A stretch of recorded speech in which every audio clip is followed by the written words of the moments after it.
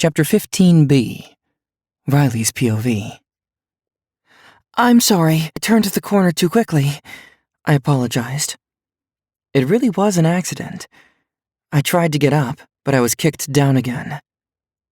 "I didn't say you could get up," Layla yells at me. I ignore her and try to get up again, but she pushes me to the ground even harder, making my face hit the tile floor. She starts laughing like a hyena. "Layla, stop it," one of her friends says. "Shut up, Andrea. You're the one who said she was a slave at her old pack." "How do they know about that?" "Slaves have to listen to people who outrank them, and last I check, I outrank her. We all do." She spat. "She's the future Luna, stop it," the other girl said. "She is not the Luna, Sierra. I am. I am the future Luna. Wyatt belongs to me," she yelled. Either she was blind, stupid, or both. I was clearly marked, and I even smelled like Wyatt. "The hell he does," I say to her from the floor. "What did you say?"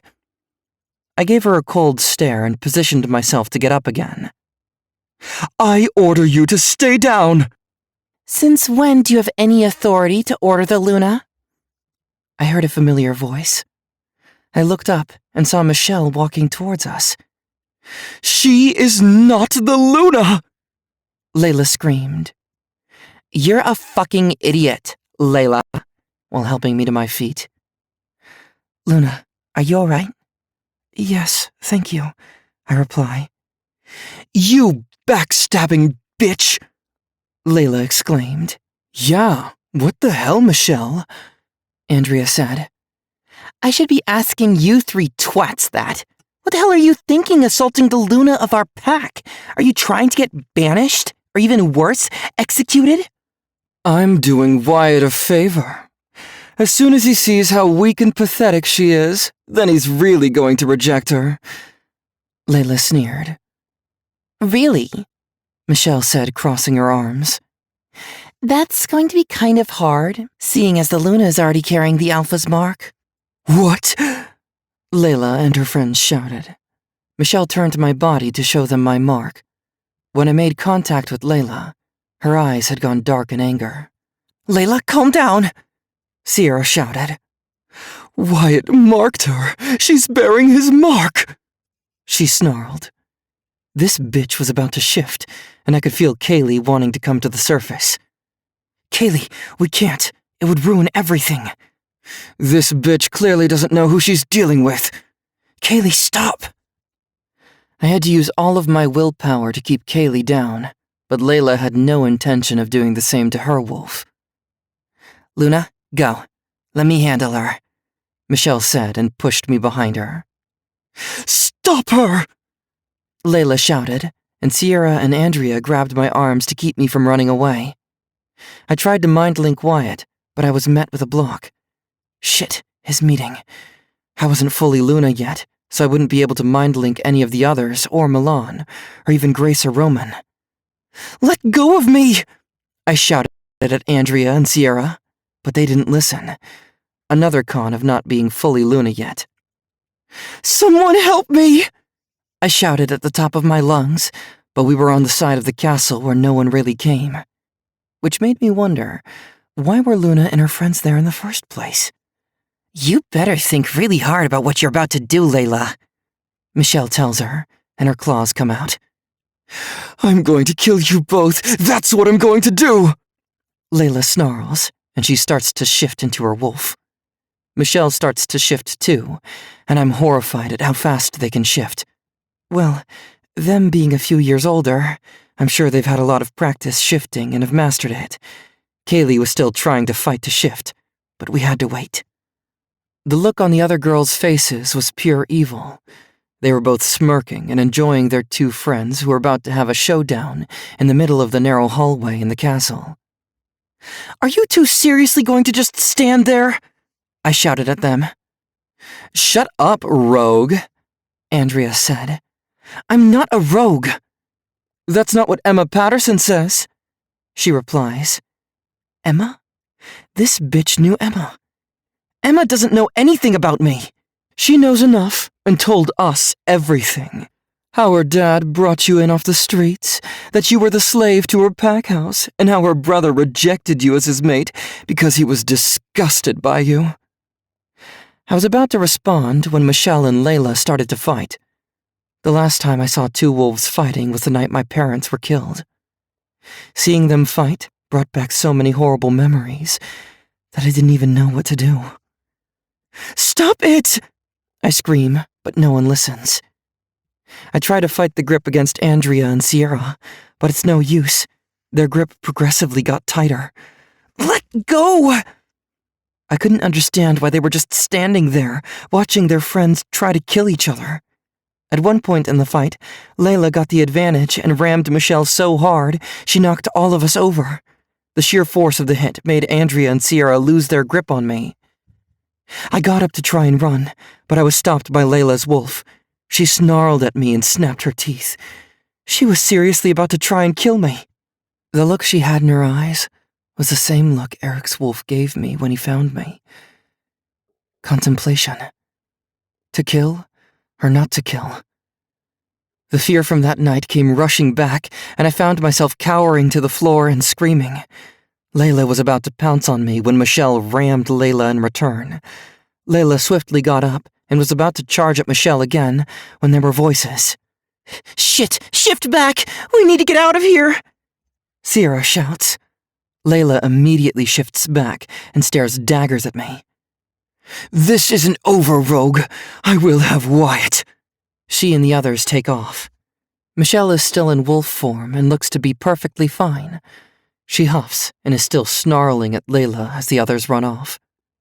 As I'm about to thank her for sticking up for me, I hear Wyatt call my name. "Riley!" He immediately pulls me away from Michelle. "Shift back now," he commands Michelle. She whimpers and begins to shift back. "Michelle." "Alpha." She bows her head. "You dare attack your Luna."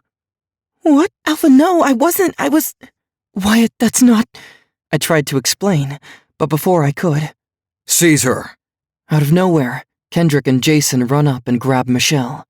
"No, wait, I wasn't attacking the Luna, I swear." "Wyatt, don't, she didn't..." "Baby, are you okay? She didn't hurt you, did she?" "No, she didn't, but you need to listen to me." "Come on, I want to get you checked out by the doctor." "Wyatt, I'm fine. Stop and listen to me, Michelle." "Can't hurt you. I'm going to make sure of that. Now come on," he said, pulling me away.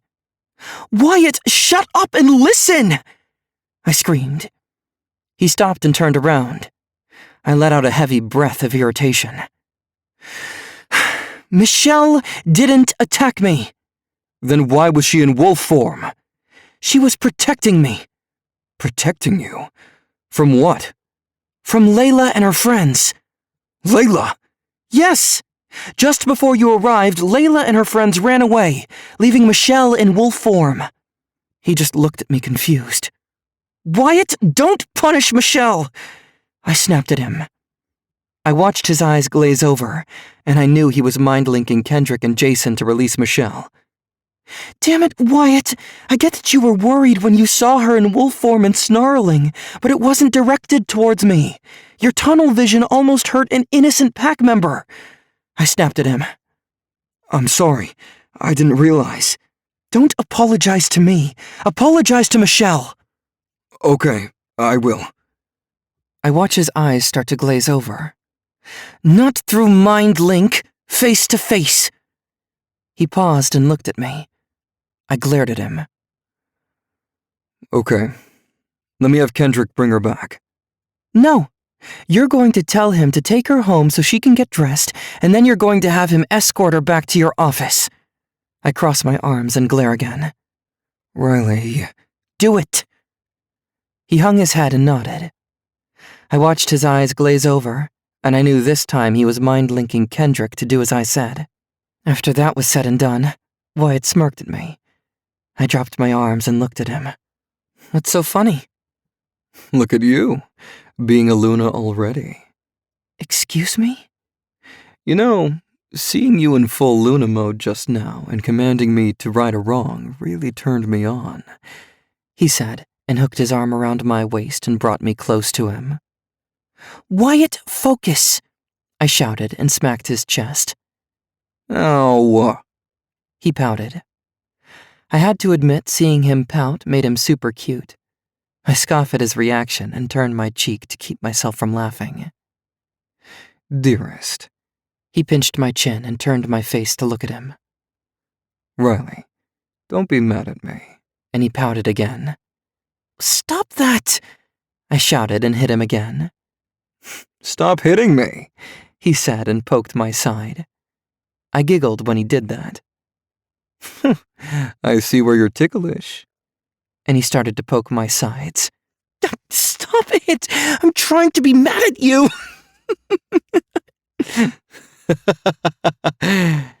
We laughed together. I started to poke him in return, but I got nothing. "Sorry, but I'm not ticklish." "Everyone is ticklish." "Not everyone." I started to tickle him all over, but I got nothing. That wasn't a good idea, however, because he did it to me in return, and unlike him, I'm very ticklish. I shrieked and laughed at the same time. I turned around to run away, but he grabbed my hips and continued his tickle assault. "Wyatt! Wyatt!" I shrieked again and kept giggling and laughing. Wyatt laughed with me. This went on for a few minutes, and I had completely forgotten why I was mad at him. "Hey, Kendrick is back with Michelle. Let's go so I can apologize. Then you two can tell me what happened with Layla." "She's not important. She can go to hell for all I care. Michelle did nothing wrong, so she deserves a proper apology from you, and a thank you from me." "Come on." Wyatt took my hand, and he led me back to the other side of the castle. Layla's POV. I watched from my hiding place as Wyatt and Michelle were taken away. I was ecstatic at first. I figured I could use her as a scapegoat, but my excitement was cut short when Wyatt immediately turned his attention to that bitch Riley. Asking her if she was okay, wanting to take her to the hospital to get checked. She wasn't even injured. Why was he making such a big deal about it? Then Riley had to open her big mouth. She stood up for Michelle and then implicated me. Andrea's friend Emma was right. That bitch didn't know when to shut up. She needed to be put in her place. I watched and listened as she shouted at Wyatt to shut up and listen to her, and then basically commanded him to apologize to that backstabbing cunt Michelle. I figured that would piss him off. No one told Wyatt what to do. "What's so funny?" Riley asked him. Funny? Wyatt was laughing? His back was turned to me, so I couldn't see what he was doing. "Look at you, being a Luna already," he said with happiness in his voice. I couldn't believe it. "Excuse me?" "You know, seeing you in full Luna mode just now and commanding me to right a wrong really turned me on," he said to her. A turn on? He was turned on by her disrespectful attitude? I couldn't believe it. What was happening? Why wasn't he punishing her for being disrespectful and rude? Why did he just call her Luna? He couldn't possibly accept her as his mate, could he? Just then, I heard them laughing. The sight before my eyes made my blood boil. They were playing. Wyatt was playing like some kind of child, and he was actually enjoying himself. He was laughing, sincerely laughing. His smile when he turned around and faced my direction, it was wholehearted, and not fake. He never smiled like that with me. What did he see in this Omega that he didn't see in me? I was about to come out of hiding so I could confront him, but then I remembered that Riley implicated me in the attack he originally blamed Michelle on. I couldn't show myself. "Hey, Kendrick is back with Michelle. Let's go so I can apologize. Then you two can tell me what happened with Layla," he says, and they stop playing around like immature children. "She's not important. She can go to hell for all I care. Michelle did nothing wrong, so she deserves a proper apology from you, and a thank you from me." That bitch just said that I'm unimportant. "Come on," Wyatt replied and took her hand. I watched as their fingers interlocked and he just smiled at her. Just as they turned to leave, I saw it. No, I whispered to myself. Wyatt was marked. He was bearing her mark. Her mark. I couldn't believe it. Wyatt let that whore mark him. I was seething in anger. I was nothing to him. I actually meant nothing to him. I gave him my body, my soul, and my heart, and this is how he treats me in return? No, I won't allow this. Wyatt was mine, and only mine. I needed to get rid of that Riley and take back Wyatt. You'll see, Wyatt. Once that bitch is gone, you'll come to realize that you and I are made for each other. Just wait and see.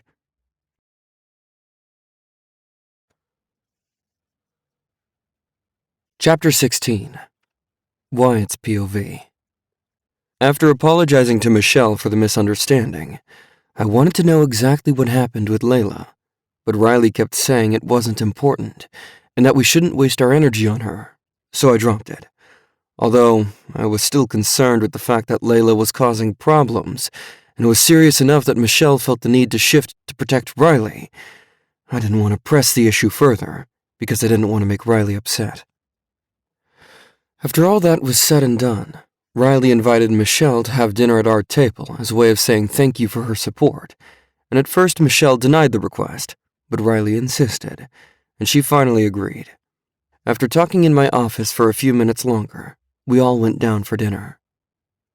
As we walked through the dining room, I found Layla and her two shadows staring daggers at Michelle and Riley. I let out a growl indicating that I saw them, and they dropped their eyes. I could see Layla seething in anger. I saw her eyes go to my neck, and I just smirked at her, and hurt filled her eyes. I just turned away from her and kept walking. As we were getting seated, an Omega brought us our plates. "Hey, Michelle, fancy seeing you at our table," Milan said to her. Yeah, the Luna invited me to join you guys. "Oh, I'm guessing you did something good to get on her side then," Milan replied. Yeah, I beat the shit out of that bitch, Layla. "Nice," Milan exclaimed, and they gave each other a high five. "I wish I could have seen that. I wish you could just banish her already," Jason said to me. I just looked at him. Come on, man. It doesn't take a rocket scientist to know that she did something to the Luna, which is why Michelle had to shift. "You had to shift?" Milan asked. Michelle nodded. "She's toxic to this pack," Jason added. "I can't just banish a pack member for being toxic," I tell him.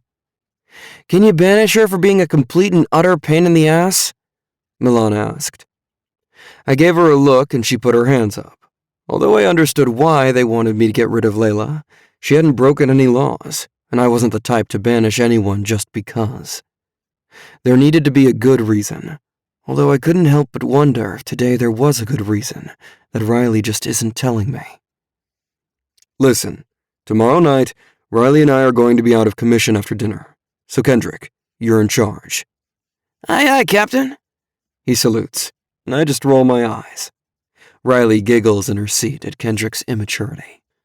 So, I was wondering, Michelle started to say. "Now that Luna has been marked, when do you plan on having her Luna ceremony?" That's a good question, Kendrick said. "Riley?" I looked down at her, and she freezes in the middle of taking a bite of salad. Do I have to? She asks. Yes, you have to, Milan said to her. Riley scrunched her face. I have no idea. I honestly didn't think about it. Don't worry, I'm sure Auntie Grace will come up with a date and she'll plan the whole thing, Milan replied. Is that a good thing? Riley asked. No, we all replied, and everyone started to laugh. I'm not gonna lie to you, baby. I'm sure my mom has already started planning since earlier this afternoon. Riley scowled at me, and I just smiled. Oh, speak of the devil, Milan said. I look over and see my mom practically skipping with a huge grin on her face. Riley, honey, when you're done with dinner, can we speak in private in your office? My office? Riley cocked her head in confusion. I have an office? Oh! She looks at me, and I just give her the look. Oops. Riley turns to me in confusion.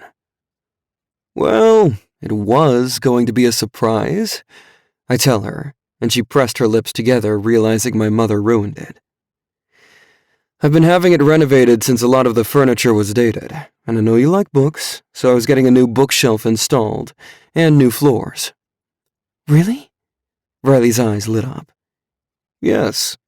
It's actually right next to mine, so if I'm ever busy, you could just go to your office and hang out with Milan, or even Michelle here, and just wait.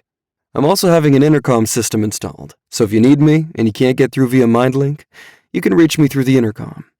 Oh, wow. That's fancy. Oh, shut up, Milan. She and Riley just giggle. Aunt Grace, will you give us 10 more minutes, please? Riley asked. Sure, sweetheart. I'll meet you there. My mother waved and walked away. Riley's POV. After dinner, Wyatt, Milan, and I went upstairs to meet Grace at my new office. I was really excited to see what it looked like, since Wyatt said he renovated the entire thing. I loved surprises, and even though the fact of my having an office was kind of blown out of the water, what it looked like was going to be a surprise, so it made me all giddy. Are you ready? Wyatt asked as we stopped in front of a door on our floor, which I always assumed was a guest room. I nodded and smiled. Wyatt opened the door, and my mouth dropped at the image before my eyes. My office had white walls with gold trimming. The wall to the left was split with 5-tier bookshelves that had lighting on each level, and the middle of the wall was a fancy mirror that sectioned off with gold rods and had a very beautiful framed photo of a golden tree. The frame was very rustic and antique-looking. It went well with the design of the mirror. The floor was black and white tile with a rug dead center and my desk overlaying on top of it with 2 guest chairs. On the other side of the desk was a fancy light gray office chair and a small round table with a plant on it. My desk was made of some kind of dark gray stone, and it was very shiny. On top, there was a black lamp, a new computer, and some framed pictures. I walked around and looked at the photos, and one was the photo that Wyatt showed me when he first told me how we met 8 years ago. The other photo was one of me and him, though I didn't know when it was taken, and the last one was of my parents. Off to the other side of the office was a large white leather L-shaped couch with white and gold cushions, a glass coffee table with gold bars, and another bookshelf that circled around behind the couch. When I looked up to what the light source was, I was in awe to see a gold and crystal chandelier that looked like a giant dandelion. So, what do you think? Wyatt asked. I love it. It's beautiful in here. Thank you. Oh, darn, I'm too late for the big reveal, Grace said as she came in. Here's the key, Wyatt said, handing me a key on a cute butterfly keychain. This is the intercom, right here on your desk. If I'm in my office and you need anything, you just hit this red button and talk into the speaker. Got it, I said. All right, ladies, have fun. I'll be in the recreation room when you're finished. I nodded my head. He gave me a quick kiss on the lips and left. I turned around and looked at my office chair. I skipped over and just sat down all dramatically and smiled big. Oh, now you look like a Luna, Milan said after I sat down and sat up straight. She's right, dear. This office suits you, Grace agreed. I smiled and absorbed it all in. I had my own office, my own little space. So, Aunt Grace, what did you want to speak to me about? I asked.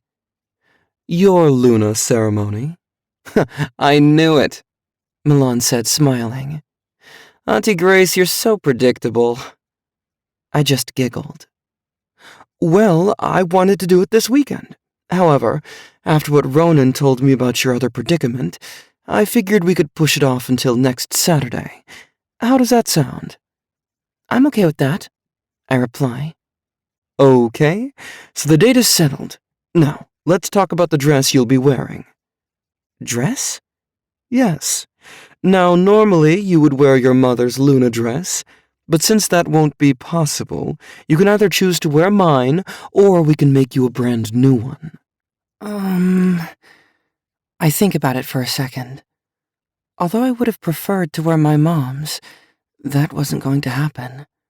But I honestly couldn't see myself wearing Grace's either.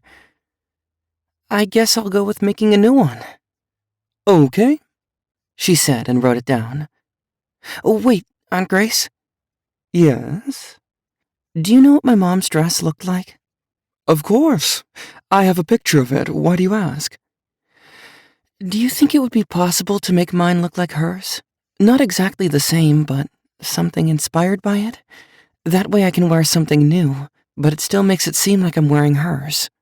Oh, I love that idea. We can definitely do that. I'll just have to fish out that photo from her Luna ceremony. What else? I ask. Color scheme. We can always do the pack colors, which are black and blue, or you can do your own. Since it's your Luna ceremony, you can choose whatever color scheme you like, dear. I tap my chin and think about it a minute. I think the pack colors are fine, but can we add some white? Sure. Let's decide on hairstyle next, Milan said. She pulled out her phone and pulled some images of hairdos up. We can do something simple that I can always do for you, or we can hire a professional stylist for something more advanced. I take her phone and go through some of the images she looked up. This one. Yeah, that's too advanced for me. Professional stylist it is, she replies. But I'm still doing your makeup. I nodded and smiled. Okay, well then, that's everything I needed from you, sweetheart. I'll get all the details in order. I will get with you in a couple of days to get your measurements for the dress. Okay, Aunt Grace. Thank you for everything. Anytime, darling.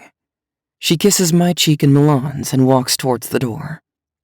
Oh, before I forget, Melody should be back from college that night, she says, and walks out, closing the door behind her. Who? I ask Milan. Melody, Wyatt's sister. Oh, that's right, I said, remembering Wyatt had a sister. How old is she? She's 22, and she, kinda belongs in Layla's group of friends. My face immediately darkens. Melody is kind of the leader of their group of sluts, but when she went off to college in another state, Layla kind of took over. Oh, that's just lovely, I say sarcastically. Well, I'm hoping after she finds out Layla slept with Wyatt, she'll leave their little group. Why's that? Well, because Melody has one rule when it comes to her little bitch brigade, and that's to stay away from Wyatt. I just look at her and cock my head in confusion. Wyatt and Mel are super close. Even though she's the younger sister, she is very overprotective of him. Oh, what does that mean for me then? I'm bearing Wyatt's mark. Huh? Oh, girl, you're fine. You're his mate. Melody will love you for that sole reason. Are you sure? Of course. Melody wanted to keep girls away from Wyatt so he wouldn't be tainted when he found his mate. And now that he has, she's gonna be thrilled. I honestly wouldn't be surprised if Auntie Grace already told her. She's going to jump on you like a cat pouncing on a mouse. What does she look like? Mel? She's like a younger version of Auntie Grace. I mean, seriously, those two could pass for twins. And Melody's a good person, with a great head on her shoulders. She just hangs out with stupid people. I'm hoping her time away at college made her more mature. You said that she left before she turned 18, right? I ask. Yeah, and from what Jason has told me, Mel still hasn't found her mate. I wonder who it could be, I say and tap my chin again. I honestly think it's my brother. I think it's going to be Kendrick. Wanna bet on that? She asks, putting out her hand. I don't have much to bet with, I say to her and frown. Then let's bet on doing the other person's laundry for a week. Oh, that I can definitely do, I reply and shake on it. After we finished in my office, we went down to the recreation room where the guys were playing video games as always.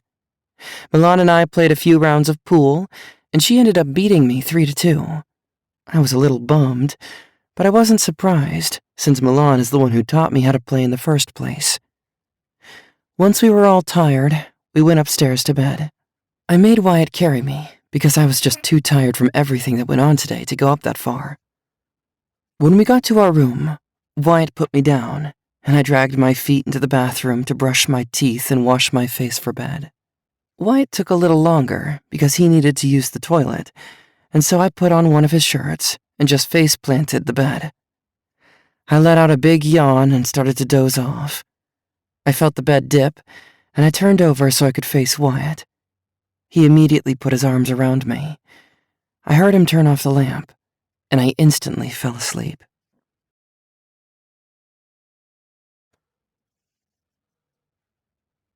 Chapter 17A. Riley's POV. Wyatt, are we there yet? I whined. It was starting to get dark, and the moon was creeping over the mountains.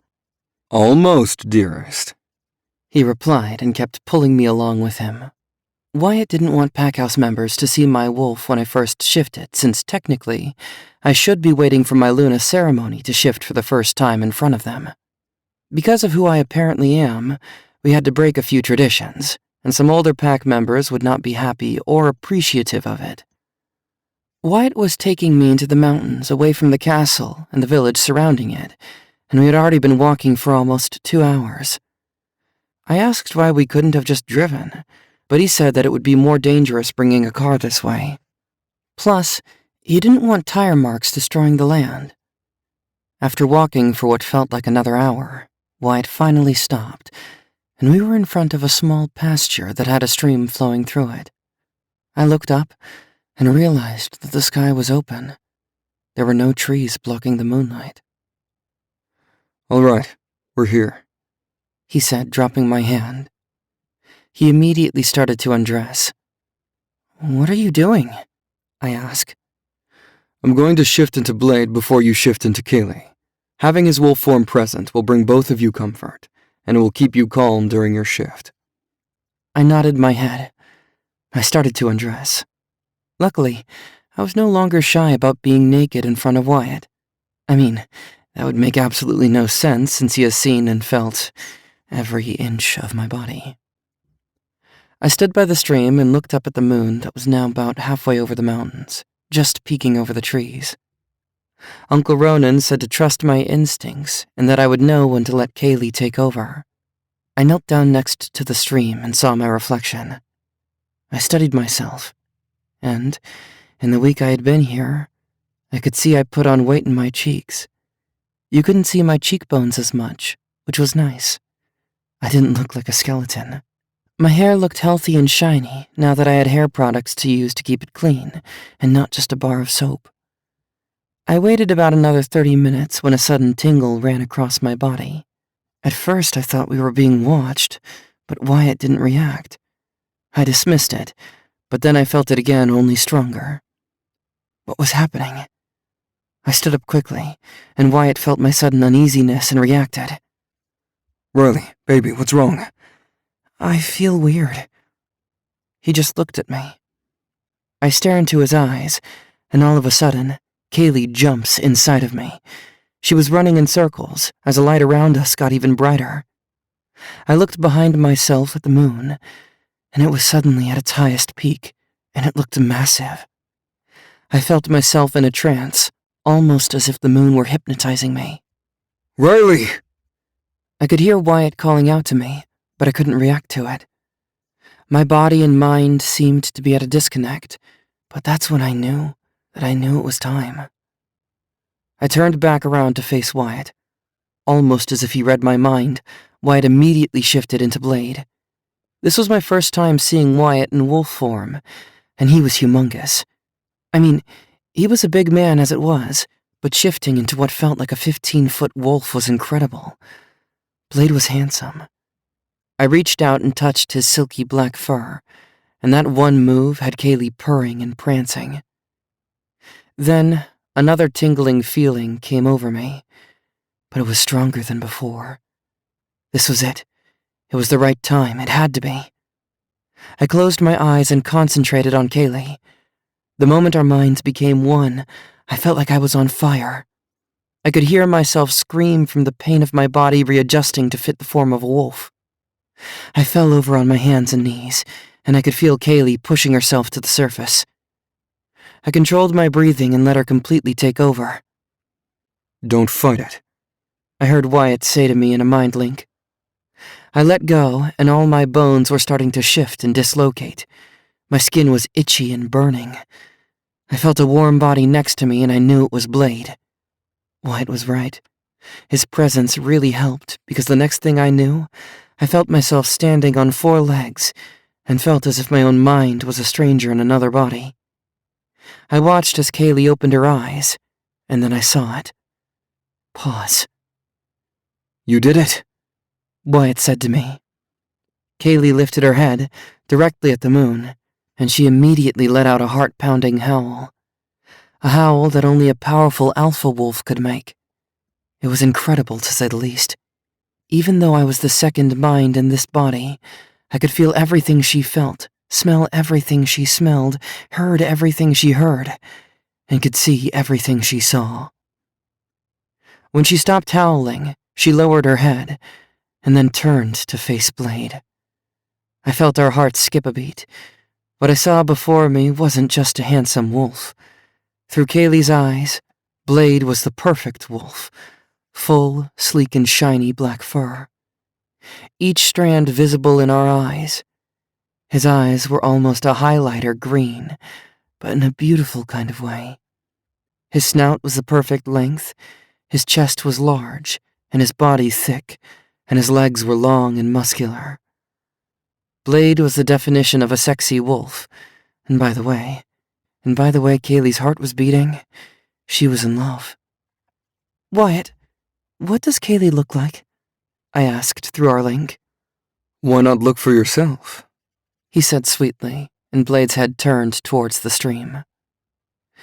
Slowly, Kaylee took her first few steps, a few wobbly steps, but steps nonetheless. She peeked her head over the bank of the stream, and there she was. I was in awe. I'd never seen a wolf in her color before. Kaylee was pink, and her fur glistened in the moonlight, almost as if she was covered in clear glitter. Our eyes were a clear blue, just like a diamond. Damn, even I have to admit that Kaylee is one sexy-ass wolf, Wyatt said. I could say the same about Blade. I could feel Kaylee shake her fur, and immediately Blade let out a playful growl. Kaylee turned to face him and got into a play stance. Blade walked up next to her and nuzzled against her, and the sparks between them were insane. This must be what Kaylee feels like when I'm in human form. When Blade stood up straight and tall, I realized that there was a big height difference. The top of Kaylee reached under Blade's shoulders. The difference was just enough for Kaylee to rub her face into his giant neck, and she let out a small purr. But this wasn't the loving kind of purr. This was the sexual kind. Kaylee was flirting with Blade. She rubbed her body all over his, and then she whipped her tail across his nose. Blade reciprocated by sniffing her butt. This was the last straw. I made myself scarce and let them have their private moment. Many hours later. Oh my goodness, I thought you were bad, I say to Wyatt as we get dressed. It was about dawn. Blade and Kaylee ran around non-stop chasing each other, wrestling and mating like rabbits. Hey, Blade has been waiting as long as I have. Longer, actually, since I got to have sex with you first. He replied and kissed my temple. Once we were finished getting dressed, we walked hand in hand back to the pack house. So, I wonder how long it'll take to determine if I'm one of those primordial wolves or not.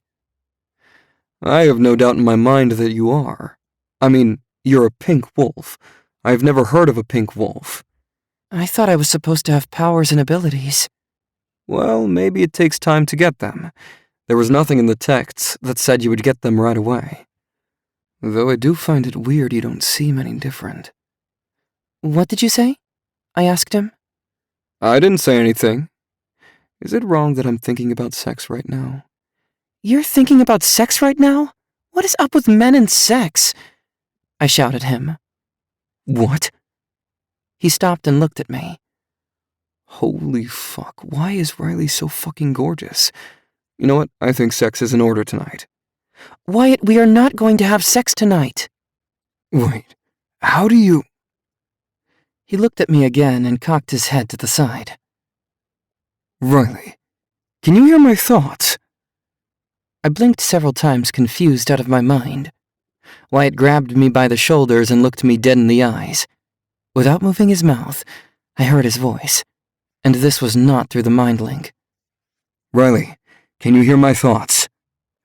Oh my God, I can hear your thoughts, I exclaimed. Damn it, this sucks. What? Why? Because now my thoughts aren't safe. I start to snicker. This is the worst form of privacy invasion, he said, grunting. Of all the powers you had to get. I just smiled. I put my arms around his neck. You can't keep secrets from me anymore. I kissed his lips. I wonder if that works on others. No, she can't, Kendrick said. What am I thinking? That you think I'm full of shit. No, Jason, I don't have other powers that I know of. Ew, Milan. No, I haven't done that to Wyatt yet. No, Aunt Grace, we're not trying to have pups. Yes, Uncle Ronan, my shift went fine.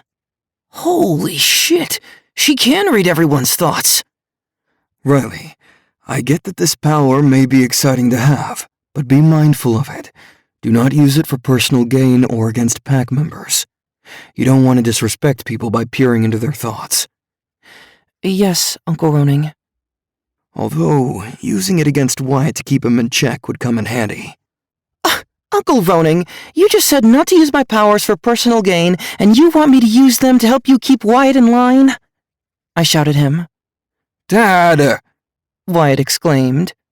Ronan! Grace smacked him in the chest. Ah, damn it. Ronan grunted. Everyone just laughed. All right, as fun as this is, I'm tired and it's hella early, Milan said. We're going back to bed. She and Jason got up. I can't wait to suck on Jason's fat cock. Don't choke, Milan, I shouted. She gasped and turned around to face me. I gave her a wink. Girl, you're gonna pay for that. I just smiled and stuck out my tongue. Wyatt, we need to keep this under wraps. Having a Luna that hears thoughts may seem cool right now, but it can turn disastrous, especially if pack members feel they can't trust her. I understand, Dad. Sweetheart, try your best to ignore what people are thinking, okay? Grace says. I nod my head. Ronan and Grace leave the office. This is gonna be hard, I tell Wyatt. I know, baby, but my dad is right. Even if you hear things, try to keep them to yourself, unless it's something that is very important, like someone plotting my death. Okay. Come on, let's go to bed too. I nodded my head. He takes my hand and we go back to our room. The shifting took a lot of energy out of me, and it was now 6 a.m. I let out a big yawn. I just want to shove my dick into her mouth. Wyatt! I scream. Damn it! I don't know how to do stuff like that. I pout. Hey, I'm sorry, I'm a guy. It's how we think. I'm not gonna force you to do anything you don't want. He hugged me and kissed my forehead. When we got to our room, we both changed, brushed our teeth, and went straight to sleep.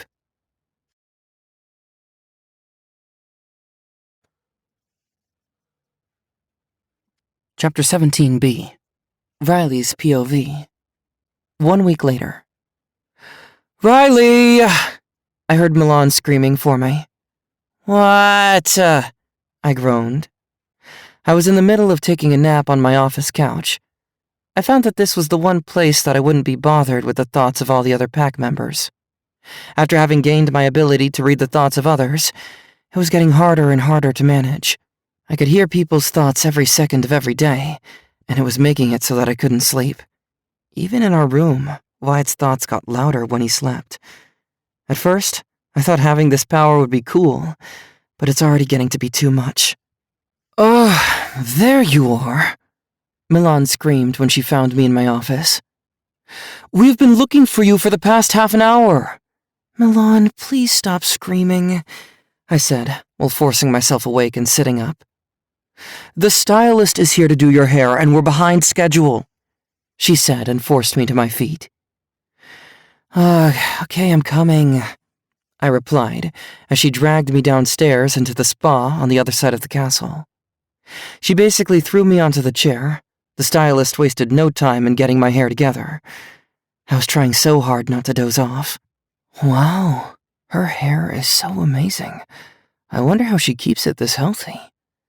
The stylist thought as she was working on the updo that I picked out last week for my Luna ceremony. When she was about halfway done, Milan got started on my makeup, which I honestly wish I didn't have to do because that meant I wouldn't be able to rub my eyes from how sleepy I was. After an hour and a half in the spa, Milan dragged me back through the castle so I could get dressed for the ceremony. I was so exhausted that I hadn't realized what was going on around the castle. Pack members were running around, and it looked like a circus in the main hall. There were decorations still all over the place, and Grace was barking orders at everyone. The entire time, all I heard are the inner monologues of pack members who were afraid of doing something wrong, wondering what my dress would look like, and the occasional bitching about how Wyatt and I are still together.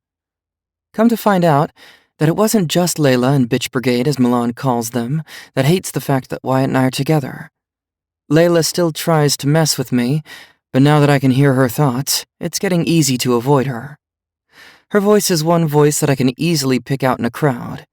In addition to hearing thoughts, as the ancient text said, my wolf abilities were better than other wolves. My sense of smell was ridiculous. I could literally smell anything and everything from miles away. It actually made eating a little harder, because the smell of certain foods was too much, that it made me sick. My sense of hearing was off the charts too. Even if I didn't have my power to read thoughts, I could hear the faintest of whispers, so when someone shouted, like Milan was earlier, it sounded 3 times louder than it normally would. My wolf speed was also pretty insane. After shifting for the first time, Wyatt and I waited 4 days before we went out to shift again. But this time, we went to an open field, and while we were running, I tapped into my full power of speed, and I outran Wyatt by a lot. Speed is the one thing I've been able to control, while everything else I'm still learning. Wyatt is doing his best to try and help me, and the elders are as well. Being young doesn't help either, because overall, even with all the abuse in the past, the bond between Wyatt and me is so strong that my body is fully healed. No scars, no bruises, no remodeled fractures. Nothing is wrong with me. The only scar left is the one that Emma gave me with that knife wound. Why did I agree to a Luna ceremony? I groan as Milan and I make it upstairs to my room. Agree to it?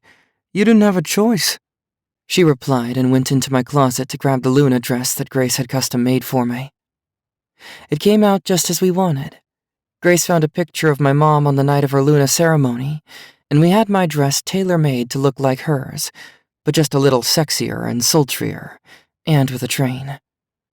I swear, this dress is to die for, Milan said while taking it out of the garment holder. Just then, Grace came in.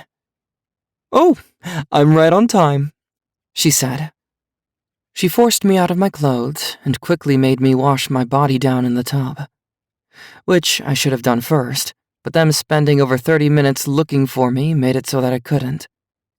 I basically jumped into a tub of cold water and just rinsed off any sweat. It honestly felt like I was bathing in the pond at half moon again. Once I was clean, I dried off, put on some body lotion, and they helped me into my dress. It was a long-sleeve, royal blue, floor-length, off-the-shoulder dress with a plunging back. I honestly wasn't sure how Wyatt would feel seeing my back completely barren this way, but when I tried it on for the first time, Grace and Milan both said it looked amazing, so I just kept it the way that it was. The dress was very form-fitting and made me look drop-dead sexy, according to Milan. "Oh, you look absolutely amazing, Riley," Grace said when they finished zipping up the dress. "All right, now all we need are shoes, and we're done," Milan says, pulling out the new blue flats with Swarovski crystals. "Milan, you get dressed too now, and I will escort Riley downstairs to Wyatt." "Yes, Auntie Grace." Milan leaves the room to quickly get ready. "Nervous?" Grace asks me. "Yes, but I'm honestly just sleepy. The power to read thoughts is making it so I can't sleep. I don't know how to turn it off." "It's only been a week, sweetheart. I'm sure with a little more time, you will learn to channel it better." I hope so. Once I was fully ready, Grace escorted me downstairs, where Wyatt was already waiting. He was wearing full black, and I swear to heaven above, he looked even more handsome than ever. His clothes were tight around his muscular frame, almost as if he flexed the wrong way, his clothes would just tear off. I didn't know which way I liked him more, dressed to impress or naked. "Dearest, watch where your mind wanders," he says to me and kisses my lips. "You look beautiful." "Thank you. And you look very handsome." "Riley, I have to warn you. The entire pack is going to be in attendance, all 800+ members. There's going to be a lot of chatter, and I know you still have trouble shutting your mind off. Keep your mind focused on me, and do your best to block out others. Just like putting up a mental block, okay?" "I'll do my best." "If you start to get overwhelmed, just focus on me, all right?" I nodded my head. Wyatt and I walked hand in hand out back, where a large stage was set up by the back of the castle. Pack members were scattered all over, some in human form, some in wolf form. And Wyatt was right. As soon as we stepped up, everyone's inner thoughts started going out like alarm bells in my head. If I didn't have a headache before, I sure as hell had one now. I tried my best to block it out, but trying to block hundreds of people was hard. I tried to settle my mind and focus on Wyatt, as he said. I squeezed his hand, and he squeezed back. "Good evening, Blue Lake Pack. It is a great pleasure that I welcome you all to this evening. Tonight is a celebration of joy and unity, as we crown Ryan Lee Duquesne as the official Luna of our pack," Ronan announces. He holds out his hand for Wyatt and me to join him. "Not only is she young, bright, and beautiful, but she is smart, and she is blessed. For those of you who do not know, Riley is not an ordinary young wolf. Many of you believe that she is an Omega. However, that cannot be farther from the truth." The crowd starts to mumble and chatter amongst themselves. The thoughts of others are starting to become overwhelming, but again, I focus on Wyatt, and it seems to help. "Sir Ronan, we don't understand. If the Luna is not an Omega, then where does she come from?" a pack member asked.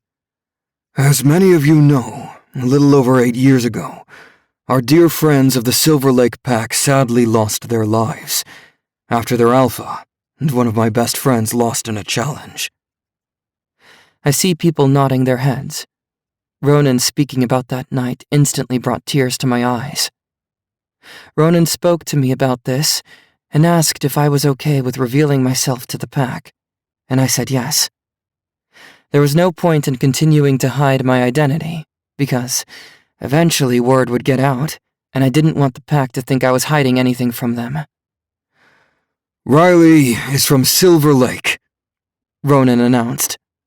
The pack gasped, and then everyone fell silent. Even inner thoughts were silent. "Sir, are you saying that the Luna is a survivor of the slaughter?" Someone asked. She is not only a survivor, but the heir to the pack. More gasps. Riley is the daughter of late Alpha Mitchell and Luna Megan de Kesna. Riley is an Alpha by blood, and the moon goddess herself blessed my son, your Alpha, with hers as Luna, your Luna. Tonight, Riley will take her rightful place by Wyatt's side and reign with him as your Luna. Ronan turns to the side and gestures for us to stand center stage and face him. As he steps to the side, a much older gentleman approached us.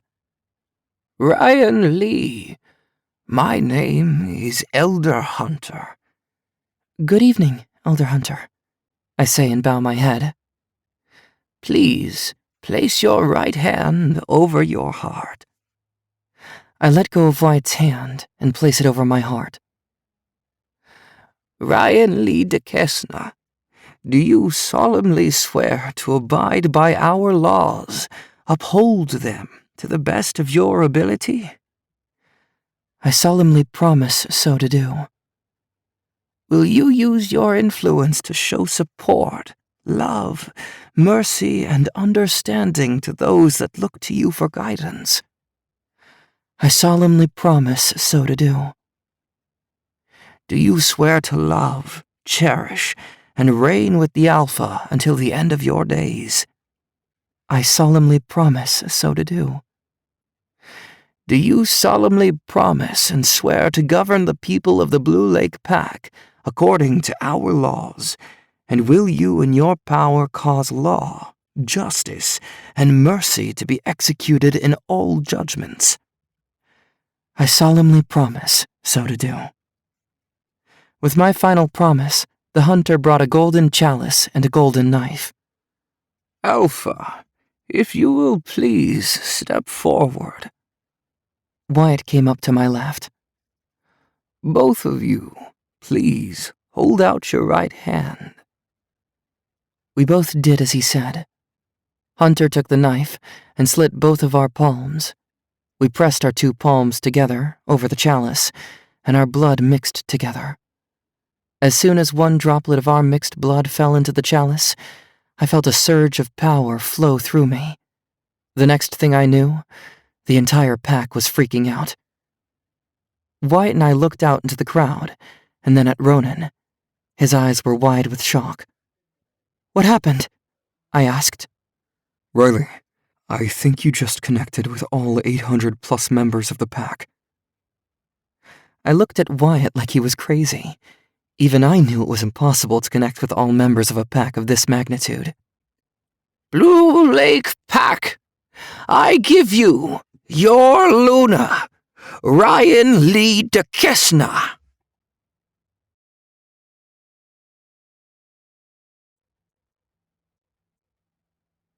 Chapter 18A. Emma's POV.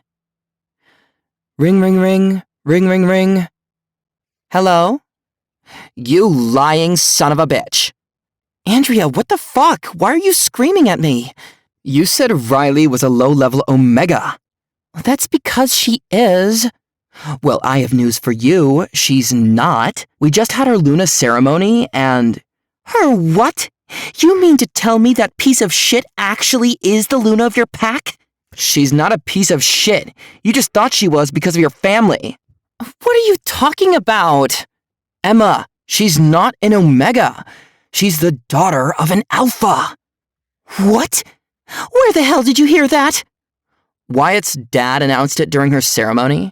Come to find out, she's not just any Alpha's daughter. She's the heir to the Silver Lake Pack.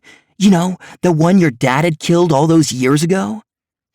You're full of shit, Andrea. There's no way that little skank is the daughter of an Alpha. Believe whatever you want, Emma. I just thought I would let you know. Rumor has it she was your brother's mate first, so how about going to check with him to see what's true and what isn't? I was about to say something else, but she hung up. There was no fucking way in hell that trailer trash blonde-haired wannabe Barbie was the daughter of an Alpha. I got out of bed and went straight to Ash's office, where I knew my dad also was. Ever since Riley left, I moved back into the pack house, into my old room. I didn't even bother knocking. "Ash! Dad!" I shouted, throwing the door open. Emma, what the fuck? Ash growled. Emma, we are in the middle of a meeting. What is the meaning of this? My dad shouted at me. "Andrea at Blue Lake just called me. Guess what she has to say?" I said, crossing my arms. They both look at me perplexed. One, Riley had her Luna ceremony and... Her what? They both exclaimed. I guess I wasn't the only one surprised at this fact. Yeah, that little bitch actually became the Luna, which means she and Wyatt have mated and marked each other. Fuck, this can't be happening. Ash roared, slamming his fist on the desk. Guess what else she told me? That I'm having a hard time believing. They look at me again. She said that Riley is the daughter of an alpha. They just looked at each other, completely unfazed. Wait, so it's true? And you two knew the whole time? It is true, Emma, but Ash found out the morning of her birthday when he rejected her, and she accepted his rejection. I found out the day after your brother's alpha ceremony, after Valencia already claimed her. I just scoffed. Is that why you're so fucking obsessed with her? I asked my brother. Why you're so hell-bent on trying to get her back? Because she has alpha blood? I don't care about her pedigree, Emma. He shouts at me. I love Riley. I love her for who she is, not for where she comes from. You're just as stupid as Wyatt.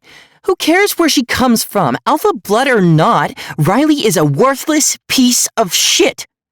Silence! Ash roared in his alpha voice, making me submit immediately. That little fucker. Say one more bad thing about Riley, and I won't kick you out of the pack house. I will banish you from the pack. Got it? Yes. Yes, what? Yes, Alpha. Get lost. I turn my heel and walk out of his office. I go straight back to my room and slam the door. I couldn't believe it. First Dorian at Desert Moon and now Wyatt at Blue Lake. Why are the guys that I want for myself finding mates? And why are they nobodies? Riley was a slave in our pack house. I'm the daughter of an alpha too. Why can't I find my mate? Wyatt's POV. After the announcement of Riley's Luna title, the pack erupted in cheers, howls, growls, and roars of congratulations. I took a knee and acknowledged her as my Luna, my partner, and my equal. The pack followed suit as they're supposed to do. When that was over with, Riley went back upstairs to change into her robe because she was required to shift into her wolf in front of the pack. Elder Hunter is already aware that she shifted for the first time last week under the full moon, but the rest of the pack does not know. Even if it wasn't law, it was against tradition. But given that Riley's future is the only living primordial wolf, we had to break it. When she came back and shifted for the first time, the saying that the pack was shocked to see a pink wolf with diamond-colored eyes was an understatement. Most pack members were in awe of her uniqueness, but there were a few grumbles, which I knew came from every she-wolf I ever slept with over the last few years. I took it as a sign of jealousy, because, let's be real, what female wolf wouldn't want to be the color pink, have diamond eyes, and be the Luna of a pack this size? After she shifted, I shifted into Blade, and we did the traditional pack run. Blade led the way with Kaylee to his right, Kendrick's wolf Ajax and Jason's wolf Cobalt to our 4 o'clock and 8 o'clock respectively. Milan's wolf Ivory was right behind Jason. Everyone else fell in line behind us, and we ran around the territory. We circled the lake, and when we came upon the center, we came to a halt. Pack members followed, and soon, we framed the lake. Blade took his stance with Kaylee by his side. They both lifted their massive heads and howled at the moon. Pack members started to howl as well, and the lake's smooth waters started to ripple from the sound. After all that was said and done, we all went back to the backyard of the castle, and one by one, pack members either shifted back and changed or stayed in form. The feast that was prepared by Mr. and Mrs. Williams and the other kitchen omegas was incredible. After Riley and I shifted back, we quickly went upstairs to change into more comfortable clothing before coming back down to eat ourselves. We sat at the head of the table while my mother brought us our plates. While we were eating, pack members came by to give their respects to Riley, but I could tell by her facial expressions some of them were not sincere. "Are you okay, love?" I asked her. Yeah, it's just crazy how fake some people can really be, she replied. "I'm sure not everyone likes me either," I tell her. She smiles and I kiss her temple. I can't believe this day is finally here. Riley was officially my Luna. I had to admit, though, I did think it would take a lot longer, and I can't help but think it was a little forced given her being a primordial, but she seems happy, and that's all that matters. Alpha? Luna? Michelle came up and gave her respects. Riley was about to say something when she heard screaming. Am I too late? Please tell me I'm not too late. I just shook my head. Melody was back, and she missed the ceremony. She came running out back. Damn it! I am too late! Melody Valencia! How could you miss your sister-in-law's Luna ceremony? Our mother shouted at her. Typical Mel, Michelle said. Always fashionably late. Michelle bowed her head and walked away. Melody came running up to us. I'm so sorry. Traffic was a bitch getting here, and then I had a flat tire that took an hour to fix, and that was... She was trying to catch her breath. I am so sorry I missed your Luna ceremony, Riley. It's okay. You don't control traffic, and you had a flat that no one could have predicted would happen. Riley replied and smiled. Phew! Okay, now that I know my new sister isn't mad at me. Melody turned to me. Big brother! Congrats on finding your destined mate! I stood up as she came around the table and gave me a big brotherly hug. I'm glad you're home, Dot. Don't call me that any... She stops and gasps. Her eyes go black, and she whips her head around. Dot, are you okay? I ask her. What's wrong with her? Riley asks.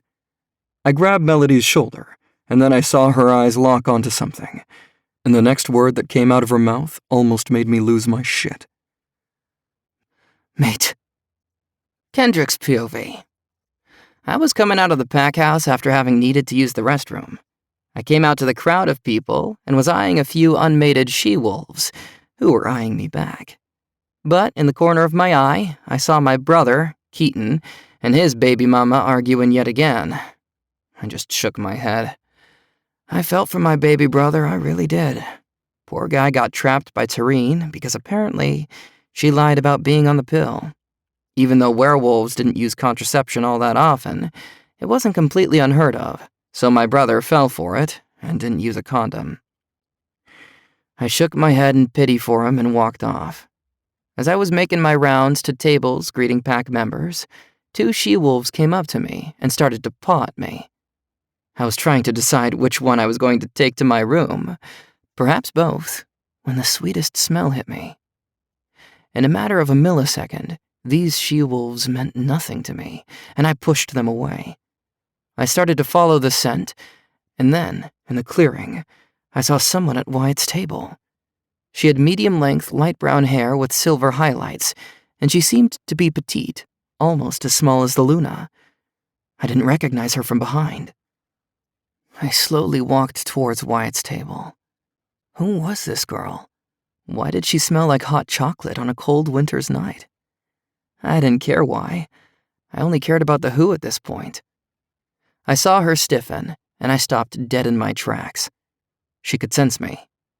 Then, as if everything were in slow motion, she whipped her head around, flipping her beautiful hair, and then I saw her face. Oh, fuck.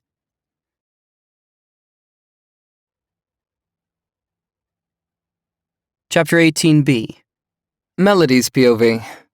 I cannot believe how late I am! I shout to myself as I'm driving like a mad woman through the mountains. I couldn't believe it when Mom called me, and she said that Wyatt found his mate. I was so excited for him. What blew my mind even more is when she told me that it was Riley, my god-sister that we all thought had died. It was seriously a fucking miracle. I was over 2 hours late to the ceremony, and I knew I had missed everything.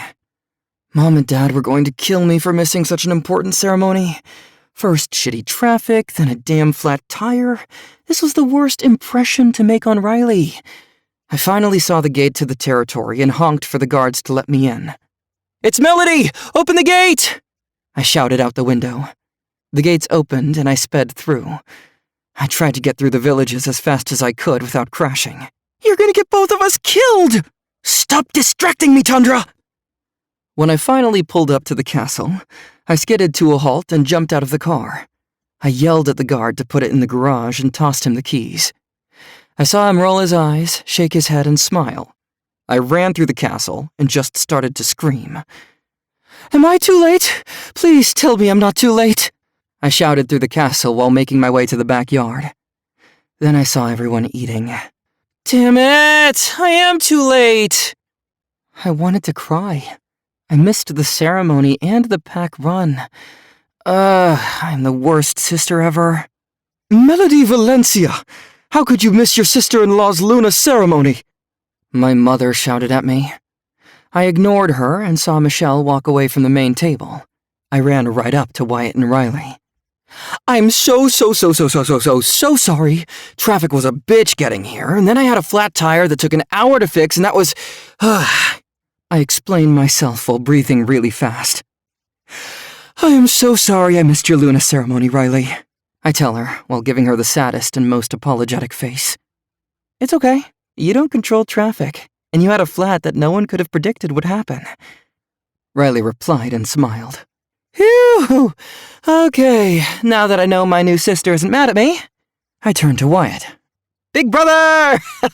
Congrats on finding your destined mate!" I ran around the table, and he gave me a huge big brother hug. I missed his hugs. I'm glad you're home, Dot. Damn it, not that stupid nickname again. Don't call me that any... I stopped mid-sentence when the most amazing scent fills my nostrils. It smelled like Skittles. Or was it Starburst? Dot, are you okay? I hear Wyatt ask, but I completely ignore him and focus on this fruity scent. I whip my head around and make eye contact with the last person I expected to see standing there, staring right back at me. "What's wrong with her?" I hear Riley ask. Wyatt grabs my shoulder. All of a sudden, Tundra says, "Mate." I couldn't believe it. Kendrick Nesloni, my brother's best friend and beta of our pack, was my mate. I didn't know what to do. I've known Kendrick since I was a kid, but I never expected him to be my mate. I was about to go up to him when 2 she-wolves from our pack went up to him first and started to paw at him. I just scoffed. Figures, the man-whore of the pack was still a man-whore. I turned my head and faced Wyatt. Tears unknowingly filled my eyes. I looked up at him, and he immediately knew. My eyes turned black in anger, and he turned to face Kendrick. "Melody, what's wrong?" Riley asked. "Kendrick is my mate." "What?" She looked over my shoulder and saw what I saw. "Oh." I didn't even stick around to see what my brother would do. I ran away into the pack house. "Melody, wait!" I heard Kendrick yell out, but I didn't want to. Why did I have to be mated to the pack house man-slut? I ran upstairs to the 2nd floor where my room was and just slammed the door, locking it. Kendrick's POV. I couldn't believe my eyes. Melody Valencia was my mate. Could the moon goddess have given me a more perfect mate? I think not. I always found her to be attractive, but she is Wyatt's baby sister, so I never pursued her. Never in my wildest dreams did I think Melody would be my destined mate. When we made eye contact, my heart stopped beating. She was even more perfect than I remember. Her petite stature, her small but sexy frame, her light brown hair with silver highlights, her beautiful teal eyes, button nose, rosy cheeks. and kissable lips. At that moment, she owned my entire soul.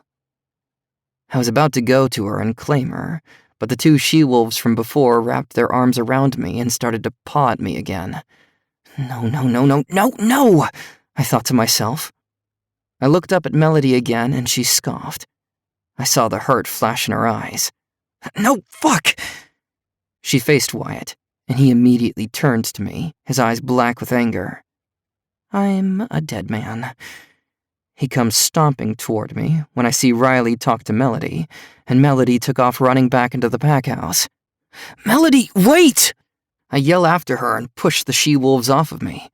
Before I could even take one step to run after my mate, Wyatt stepped in front of me and growled. Kendrick, you and I need to have a talk. Ah, fuck. Oh, shit! I scream as Wyatt throws me into the wall of his office. Wyatt, calm down, Jason says, trying to stop him from killing me. 2 minutes. Wyatt snarls. It took you all of 2 fucking minutes to break my sister's heart. I didn't mean to. I swear, man, those she-wolves came out of nowhere. I defend myself. Though I was flirting with them before I realized Melody was my mate. You just admitted to flirting with them, Riley shouted. Riley, don't read my thoughts! I shouted at her with betrayal in my voice. Damn her powers. And it was before I knew Melody was my mate. I defended myself again before Wyatt decided to throw me against another wall. Where is he? I heard Ronan's voice. Oh, fuck, this was not good. He threw the door wide open, and his eyes were also black as night. Kendrick Nesloni, he roared. Oh, God, please, Uncle Ronan. Yeah! He threw me against the other wall I was hoping to avoid.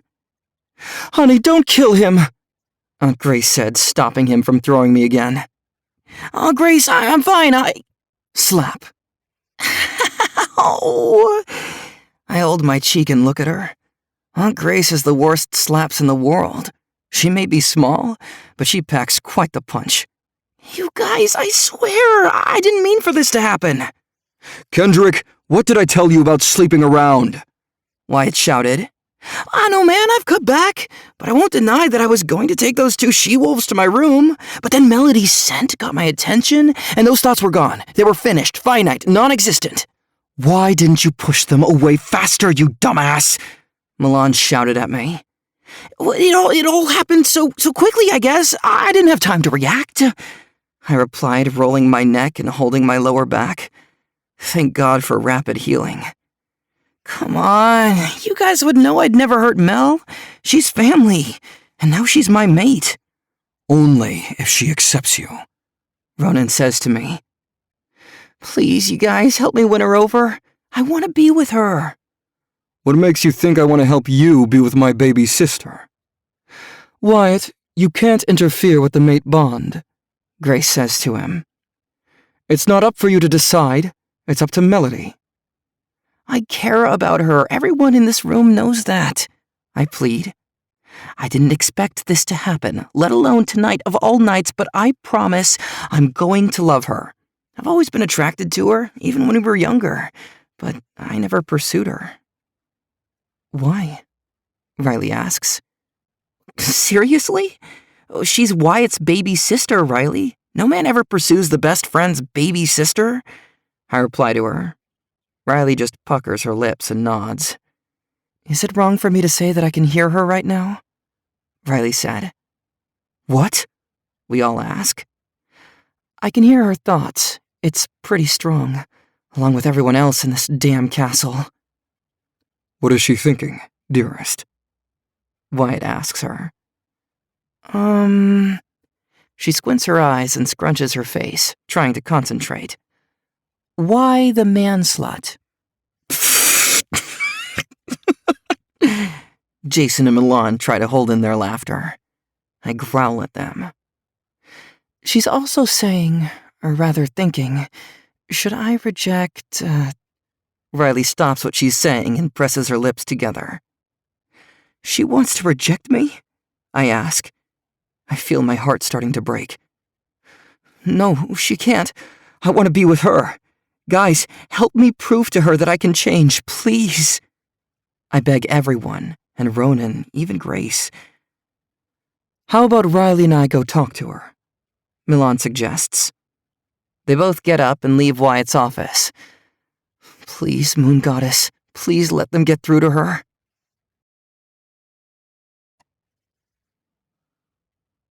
Chapter 19A. Melody's POV. Why the man slut? I think to myself. It could have been anyone else in this damn pack, and it had to be Kendrick Nesloni. Moon Goddess, is this a sick joke? I shout to the ceiling of my room. I grab my hair and just grunt in frustration. I finally finish school and come home to congratulate my brother and Riley, and I'm given my mate, and of all the fucking wolves in the world, it was him. Kendrick. The one guy I wished would pay attention to me growing up but never did. At first, I thought it was some kind of honor code amongst bros, but that rationale went out the window when I saw him making out with Jason's sister Tasha when he was 17, and I was 15. Since then, Kendrick has been with Goddess only knows how many girls, and rumor has it, he did threesomes a lot, and it made me sick. But even then, a part of me always felt drawn to him. I expected him to find his mate as soon as he turned 18, but he didn't. It was crazy. The only person out of my brother's group of friends who found their mate at 18 was Jason. Milan is a few months older than he is, so she knew right away Jason was her mate. She even broke up with her longtime boyfriend to be with Jason, and that didn't bode over well. Maybe I should just reject him, I think to myself. It would save me the heartache of being with a player who'd probably end up cheating on me anyway. You have the worst attitude, you know that? Come on, Tundra. You're not actually thinking about accepting him, are you? Why not? He's yummy. Tundra has a point. Kendrick was, in fact, yummy. He was 6'2", curly black hair that was always kept in a shaggy style. Blue eyes, thick brows, facial hair that made him look rugged, but in a sexy kind of way, and lips that just scream kiss me. Why does he have to be so damn good-looking?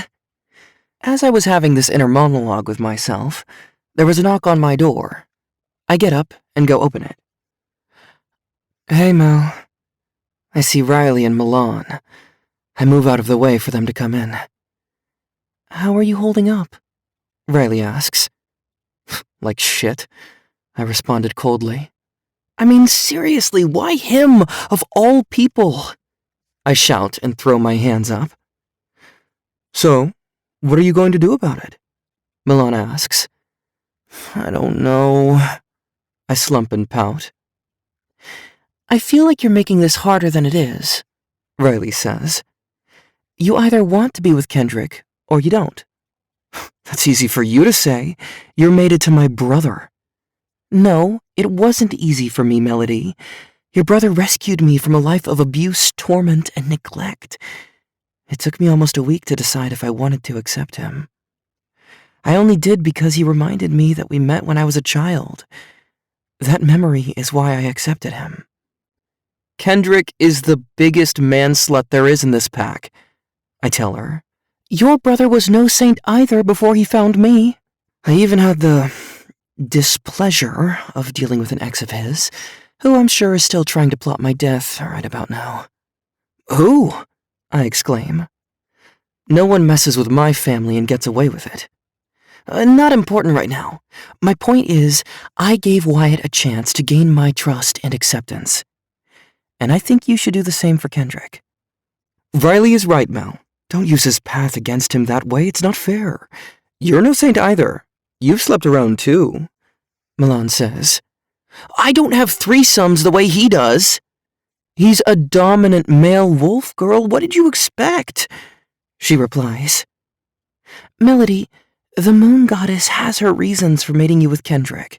At least give him the respect to explain himself to you. If after that you still don't want to be with him, then reject him, and hopefully the moon goddess will be willing to give you a second chance. Riley says. Damn, how the hell is she only 18? Mel, Just talk to him. He feels horrible for what happened downstairs. Milan added. Fine.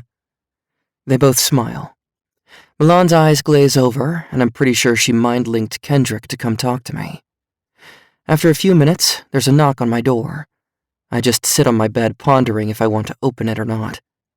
Mel, you said you would talk to him, Milan said, pulling my arm to make me stand. We all go to the door, and lo and behold, Kendrick is standing at my door. Milan and Riley smile at both of us and give us some privacy. Kendrick? Hey, Dot. Enough with the nickname! I shout. Fucking Wyatt and his damn nickname. May I come in? I look at him a moment and think if I want him in my room. I open the door a little bit more and gesture for him to come in. I close the door behind him, and before I can even say one word, Kendrick pins me to my door, lifting me by my legs and holding my hands above my head. Kendrick, what the fuck? Don't you ever run away from me again, he growls. He didn't sound angry, though. He sounded almost hurt. Kendrick. Before I could say anything, he puts his face into my neck and inhales deeply. Melody, I want to be with you, please. Angel, please don't run away from me, he pleaded. The sorrow in his voice was pulling on my heartstrings. Ken, put me down. We need to talk. We can talk, but I'm not putting you down. I need to hold you. Ken, I don't know if I can accept you. No, Melody, please don't reject me, I'm begging you. His voice cracked a little bit, and then I felt a wetness on my neck and shoulder. Was he crying? Melody, I've always been attracted to you, but I never pursued you because you're Wyatt's sister. But you made out with Tasha. I heard you even slept with her. What? He lifted his head. I never slept with Tasha, that's just wrong. But I saw you kiss her. When? 7 years ago? He gave me a look of confusion, and I could see him thinking. Wait, was this in the recreation room? I nodded. Angel, I wasn't kissing Tasha. She was kissing me. She was on your lap, Kendrick. She was, and that's because it was a dare that Layla had put her up to. What? Why? I honestly have no idea. One minute we were all just hanging out having fun and playing games, when Tasha just straddled me and started to kiss me.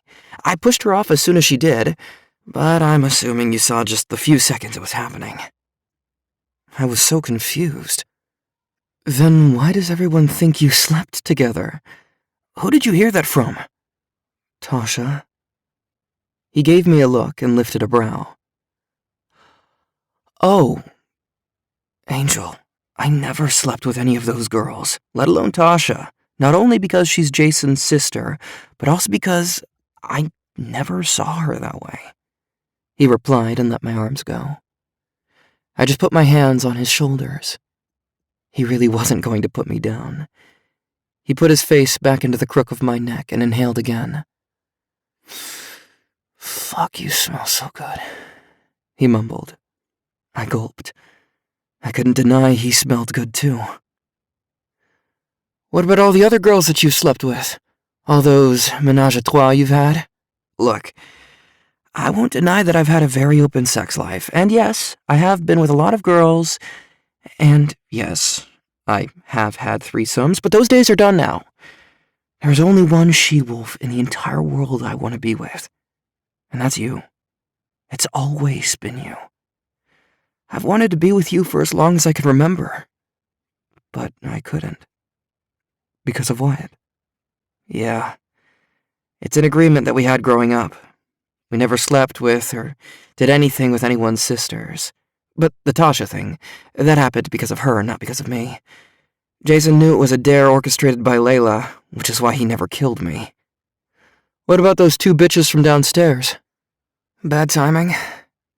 I cocked my head and lifted my brow.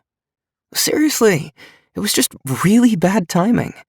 I was flirting with them when I came out back after having used the bathroom, and I won't lie, I was going to sleep with one, or both of them. But then I caught your scent, and that was it. I pushed them away, and I found my way to you. His eyes when he was speaking were so sincere, and I could tell he was telling the truth. Seeing the hurt in your eyes in that split second, I felt like the biggest idiot. I should have reacted quicker, but I was caught off guard by them flanking me. So? Why didn't you run after me? I tried to, but Wyatt stopped me. He actually threw me against the wall in his office about 30 minutes ago, and so did your dad, and your mom slapped me. Oh my gosh, are you okay? I asked with real concern. I'm fine. It hurt like a bitch, but I'm alive. We looked into each other's eyes, and I bit the inside of my cheek to see if there was an ounce of dishonesty, but there wasn't. Kendrick may be a player, but he's not a liar.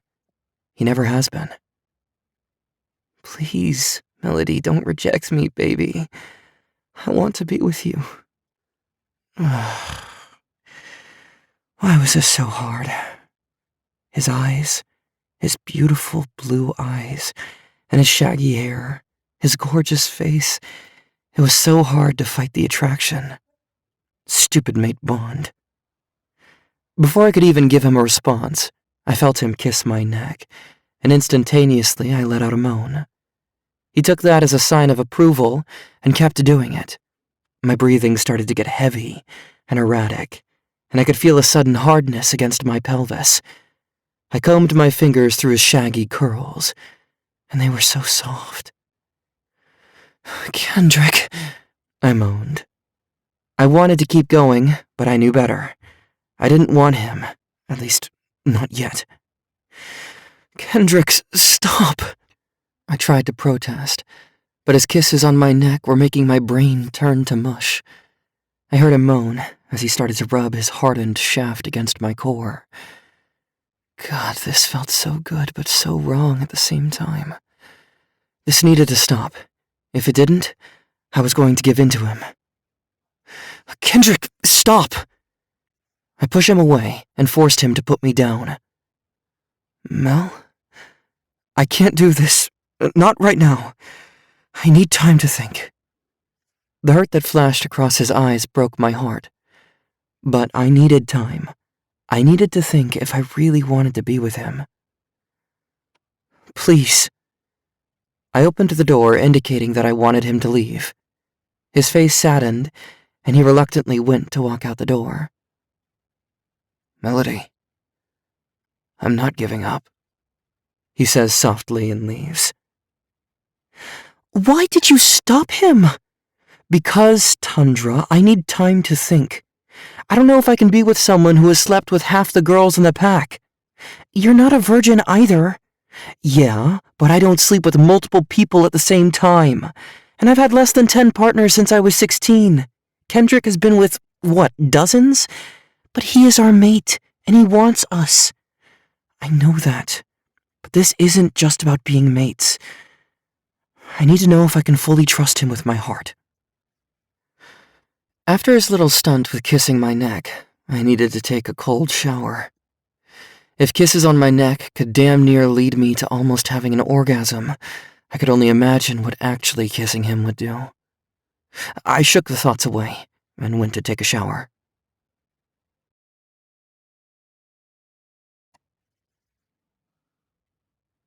Chapter 19B. Kendrick's POV. I just stood outside of Melody's room for a few minutes. I was hurting so much when she basically insinuated that she didn't want me. Was this the shit that Wyatt wanted me to be careful about? Was this my punishment for sleeping around all the time? If it is, then this hurts more than being thrown into a wall. I figured it would just be best to go back downstairs to the party and drink away my sorrows. When I headed back downstairs, my bad dream turned into a fucking nightmare. Those 2 she-wolves were waiting for me. Beta, where have you been? We've been waiting for you, one of them said. Beta, we're ready to pleasure you until the sun comes up, the other added in. Had this been 3 hours ago, I would have been all for it. But now, thinking of doing anything with anyone other than Melody was making me sick to my stomach. Get your fucking hands off me! I pushed them both away. They both looked stunned. Don't ever touch me again! I push past both of them and make my way back outside of the courtyard and start downing all the alcohol I can find. Bro, you okay? Keaton asks, putting a hand on my shoulder. No, I'm not okay, I tell him honestly. What's wrong? I found my mate. That's a good thing, isn't it? He asks, seeing that I'm not excited. It would be if she wasn't contemplating rejecting me. What? Why would she do that? Who is it? It's Melody. What? Melody? As in Melody Valencia, Wyatt's sister. Yes, and she hates me. She's questioning my love for her because of how I am, or was. Damn, bro. I'm sorry to hear that. I hope that it all works out. Melody is awesome. And you are too. You and I, we fucked up in many ways, man. And now I guess we're having to pay the price, he says. I know he's referring to the fact that he's stuck with that bitch Tareen. If she wasn't a bitch before, she sure is now. 2 months pregnant and hormonal as fuck. A girl can't even look at Keaton without her blowing shit out of proportion. I just need to find a way to prove to her that those days are done now. I only need her. I only want her, I tell him. Give it time, Ken. I'm sure once she has time to think it over and you prove your loyalty, you can gain her trust. Don't give up. There's still hope for you. Is your dad still hell-bent on you rejecting your mate if you ever find her? Yeah, and Grace is trying her best to get him to change his mind, and that just because I got Tareen pregnant doesn't justify me having to be with her. I can easily do the joint custody thing, but I don't want to be with her, I don't love her, and I never have. She was just a fucking booty call, and she's a lying skank who just trapped me for her own greed. Excuse me, Betas, a young she-wolf said, squeezing behind us. Sorry about that. Keaton apologizes, and like the fucking witch she is, Tareen pops up out of nowhere and starts to raise hell on the poor girl who just squeezed past us. Why are you talking to my mate? He's off limits. Get the fuck away from him. The younger she-wolf is about to cry. She only looked to be about 15 or 16. Tareen! What the fuck? That was uncalled for! Keaton shouts at her. She was trying to flirt with you. You're mine, and every fucking bitch-ass skank in this pack better stay the fuck away from you. Tareen, she was just trying to get a drink, and we were in her way, I tell her. Please don't make excuses for her, Kendrick. She's a slut, just like every other she-wolf out there. You're one to talk, Milan shouted. How dare you speak to your beta that way? Apologize, now, she commanded. I don't have to. I'm also a ranked member. Tareen, let's get one thing straight. Just because you're pregnant with Keaton's pup does not mean you are a ranked member. You are not his mate or his wife. You do not have the right to be disrespectful to other pack members, let alone your official ranked members. I will not hesitate to put you in your place and now apologize to the beta and the young pack member. Tareen turns her head and just walks away. Why that little... Milan, enough. I stop her. I swear, if that bitch wasn't pregnant, I'd kick her ass from here to the next millennium. Keaton and I just smile. Sweetie, are you okay? She asks the young she-wolf, who is still standing there, scared out of her mind. Yes, Gamma, I think so, she says softly. What's your name? I ask her. My name is Irene, Beta. Irene, how old are you? I'm 17, but I'll be 18 in 1 week. Well, you look a lot younger, Keaton says to her, She smiles at him sweetly. I want to apologize on her behalf. She's hormonal. It's okay, Beta Keaton, I understand. But what did the Gamma mean by her not being your mate? It's a long story, but short version, I got her pregnant because I was stupid, and now I'm stuck with her. Irene cocked her head to the side and made a funny face. Irene, everything okay? Milan asked. Oh, yes, I'm sorry. It's just, I find it weird that a young Beta was able to get a wolf pregnant that wasn't his mate. That's almost unheard of. Yeah, but not impossible, as you can see. Keaton responds, pointing to the direction Tareen walked off in. I'm sorry you're stuck with someone as mean as her, Beta Keaton. What'll happen when you do find your mate? Well, I'm being told that I have to reject her, but I'm honestly trying to find a way out of that. Oh, that's too bad. You seem like a nice guy, and you deserve to be with your mate. I hope that you don't find her. That way you both can be spared the heartache. Irene said with the utmost sincerity. Well, I should go back to my mom. It was nice talking to all of you, and thank you for sticking up for me. She takes her drink and walks away. I look back at Keaton, and he's just staring at Irene. Keaton, you good? I ask him. Huh? What? Keaton, why were you staring at her like you wanted to eat her just now? Milan asked. Her maturity just threw me off a bit. I mean, most girls her age would bitch right back and start a fight, but she just stood there and took it. He replied. You know that Irene girl has a valid point, Milan said. We both look at her. Keaton, are you sure that pup is yours? Milan, why are you asking him that? I ask. Well, given the way she's constantly on a jealous rampage and attacks any poor female in our pack, I get the feeling that she's also the type to lie about you being the father. She lied about being on the pill, so I wouldn't put it past her. But based on how far along she is and when we had sex, the timing lines up. Keaton responds.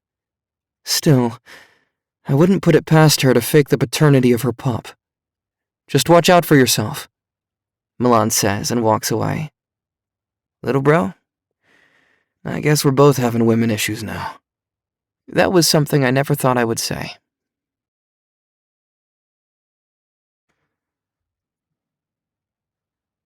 Chapter 20A. Wyatt's POV. Why can't people shut off their minds? Riley shouted while lying in bed with me. After the whole fiasco with Melody, and everyone just going on and on about who Riley actually is, their thoughts were piling in at 1,000,000 miles a minute, and she was getting a worse migraine. Riley, you need to try and block it out, I say to her. Well, that's easy for you to say. You don't have to hear everyone's inner thoughts all the time. Riley, sit up. I force her to sit. I know it must be difficult, but I know you can do it. You wouldn't be who you are if you weren't meant for this. Now stop whining, close your eyes, and take a deep breath. She scowled at me and did it anyway. Good. One more.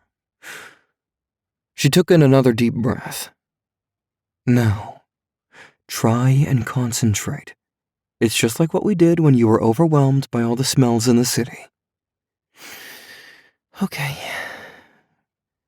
Take a few voices and picture yourself just putting them into a soundproofed box. She nodded. Once you do, take a few more and do the same. Keep adding more voices as you go, until the only voice you can hear is mine. I watched as she keeps taking deep breaths, and her face was scrunching every so often. You could almost see the torture of all the voices in her mind starting to dissipate. Over the course of about 15 minutes, Riley's face completely stilled and relaxed. It was almost as if she was sleeping. I waited for a little more until I saw her entire body relax. Riley, if you can hear my voice, squeeze my hand. I waited a few seconds, and she gave a light squeeze. Concentrate on my voice. Follow it. Put all the other voices away. After a few more minutes, Riley opened her eyes and smiled. You good? She smiled and then nodded. Then, out of nowhere, she punched my arm. Ow! What was that for? You couldn't have done that sooner? I've been sleep-deprived for days, Wyatt. I couldn't help but laugh. 1 minute she could be mature and kick ass, and the next minute she was back to her young, whiny self. I pulled her into a hug and she just grumbled. I laid us down and pulled her close. Try and get some sleep, I softly tell her, and she nods. She nuzzled her face into my chest, and before I knew it, she was knocked out. I was about to fall asleep when I got a mind link from my sister. What? Dot, is everything okay? No, I can't sleep because of this whole mating thing. I could really use your advice. Give me about 10 minutes. Riley just fell asleep, and I don't want to wake her by moving. Okay.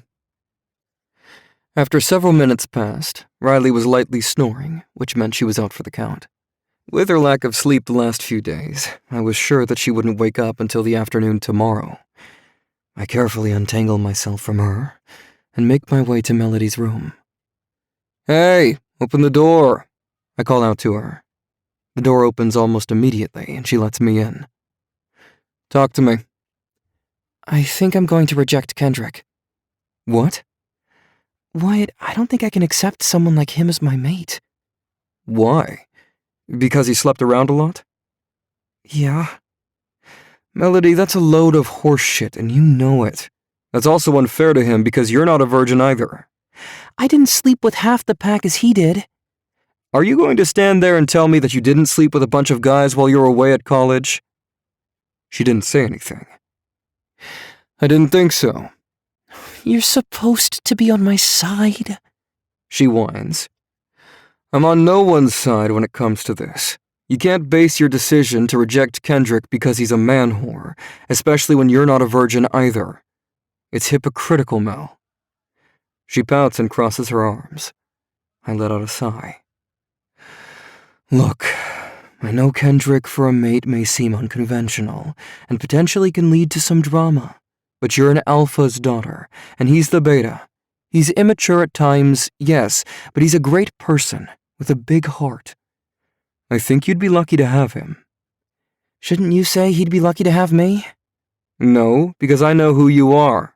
You prank people for fun and you're feisty as fuck. Having you for a mate is going to be Kendrick's worst nightmare, which is why I'm all for it. You're such an asshole. I know I am, and I tell you how it is, which is why you wanted my advice. She stuck her tongue out at me. Dot, he wants you, and quit trying to play like you don't want him back. I can smell him all over you. You can? But I showered. Yeah, that's not going to be enough. She scoffs and rolls her eyes. I chuckle and open my arms. She leans in for a hug, and I kiss the top of her head. Give him a chance. He might surprise you. Okay. I go back to my room and see that Riley is completely sprawled out on the bed. Her mouth is wide open, and there's actually drool spilling out the side of it. I couldn't help but laugh at the sight before me. I decide to snap a photo to use as a blackmail letter. I then get back in bed and just let her sleep that way. Melody's POV. When I woke up the next morning, I decided I would go find Kendrick and tell him I'd give him a chance to prove himself. Since it was Sunday, there was no early morning training, so I figured I'd go up to his room. As I ascended up to the 4th floor, I could smell his scent everywhere. This entire floor belonged to him, so only his scent and that of a few Omegas that cleaned this floor could be sensed. His room is at the very end of the wing, and as I'm walking down the corridor, his bedroom door opens, and out comes a naked girl. I'm just standing there, completely baffled. I look closer, and I realize that it's Layla. I scoff at the sight before me. I'm about to turn around when I hear Kendrick's voice. Stay the fuck out of my room. You're the last fucking person I would ever sleep with. Just because you got Wyatt to fuck you doesn't mean I'm going to. Then he slammed his door. Did he just say Layla slept with my brother? That bitch. I had one fucking rule, and that was to stay the hell away from my brother. You're going to regret denying me. I'm better than anyone in this pack house, she shouts. She grabs her clothes and turns around, and then sees me down the hall. She immediately smirks and struts over to me. Hi, Mel. It's nice to have you back, she says while putting her clothes on. Layla, why are you up here, let alone in this pack house? Oh, Kendrick and I had a little fun last night. This bitch had no idea that I heard what Kendrick said. Really? Then why don't I smell him on you? Her face immediately flushed because she knew I caught her in a lie. I took a shower, she answers. You did? Yeah, I mean, I can't have everyone knowing that the beta and I are a couple now. This girl was delusional and stupid. You think that just because you had sex with Kendrick doesn't mean you guys are a couple? You know who you're talking about, right? Kendrick Nesloni. He doesn't do relationships. Forget that she's lying straight out of her ass. Everyone who's anyone knows that Kendrick doesn't settle. Well, he's going to change his ways for me. He even told me he loved me while we made love. Did he now? And you sure he wasn't thinking about someone else? Who else would there be to think about? She said with that cocky attitude. I'm the sexiest she-wolf in the pack. All the guys want me, which is too bad for them since I belong to the beta now. You're not even his mate, Layla. So, I'll probably be better looking than her anyway. I mean, look at me. I'm damn near perfect. Why did I ever become friends with this girl? Kendrick has definitely got to be the best I've ever had. I mean, what he can do with his lips and his tongue. I seriously wanted to gag at what she did just now. Though she did have a point. Kendrick can do wonders with his lips. But the fact that she was just making shit up was ridiculous. I then decided to play into her lies, to see if I could get her to admit with sleeping with Wyatt. So, how good was he exactly?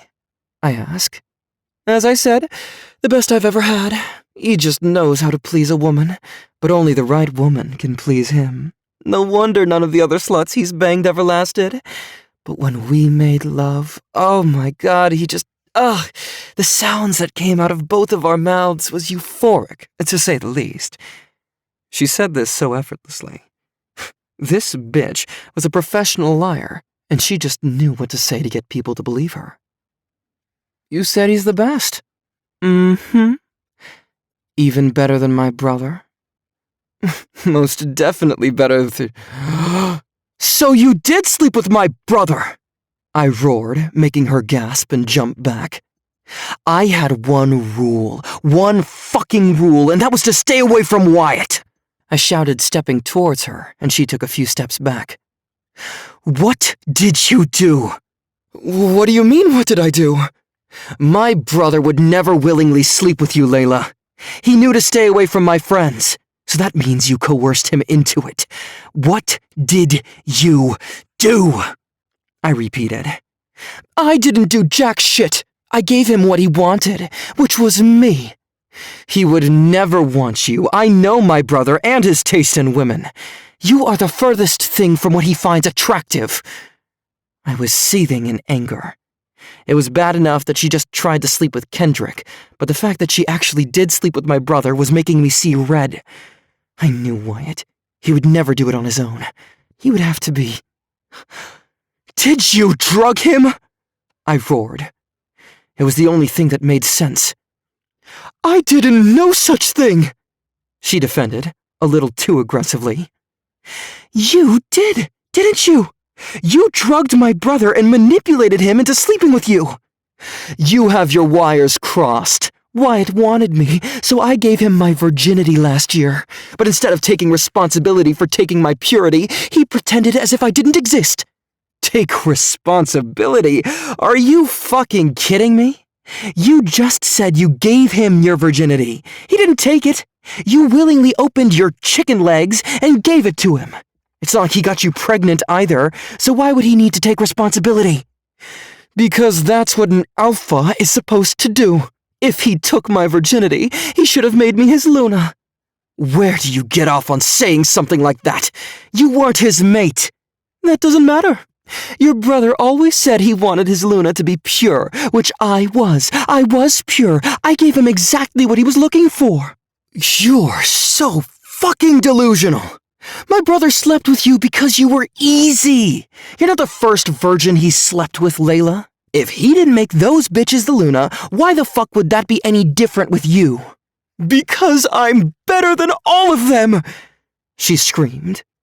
I'm the obvious choice for Luna of this pack. I'm smart, I'm beautiful, I'm strong, and everyone loves me. You wish everyone loved you.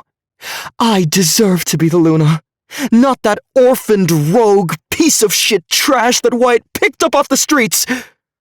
Oh, she did not just talk about Riley that way. Riley is not a rogue, I roared. She's the daughter of an alpha. No, she's not. She's full of shit. And everyone in this damn pack is stupid as fuck for believing all those lies your dad said at the ceremony last night. Riley is nothing. Riley is nobody. She's worthless, and she will never be able to do what a real Luna is supposed to do. If you're so into Wyatt, then why bother sleeping with Kendrick, huh? Because I need to make Wyatt jealous? If he sees me with his best friend, his beta, then he will want me back. Goddess, you are so full of shit, Layla. Quit lying. You didn't sleep with Kendrick. I watched him kick you out of his room and tell you off. She glared at me when she realized I caught her in a lie. Kendrick would never sleep with you, so I don't know why you even tried. Because no man can resist me. Get off your high horse, Layla. You're a nobody.